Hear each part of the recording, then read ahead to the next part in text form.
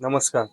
मी व्यवसायाने वकील असून माझ्या काही क्लायंटनी निवृत्त हेअर ट्रान्सप्लांट केलेले होते. त्यामुळे त्यांच्या रेफरन्सने मी नाशिक येथील गायनेकोलॉजिस्ट न्यूरोसच्या ऑफिसला त्यांच्या भेट दिली आणि त्यांनी जे काय हेअर ट्रान्सप्लांट करण्याबाबत काय त्याचे त्रास होतो किंवा काय होतो त्याबाबत सॅटिस्फॅक्शन केलं.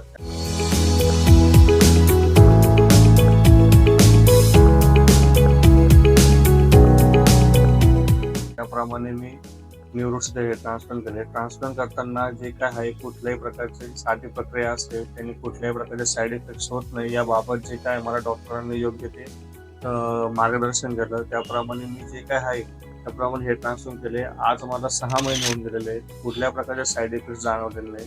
या व्यतिरिक्त मला जो काही कॉन्फिडन्स होता, चेहऱ्यावरती केस आले, त्यामुळे मला कॉन्फिडन्स चांगल्या प्रकारे आलेला आहे.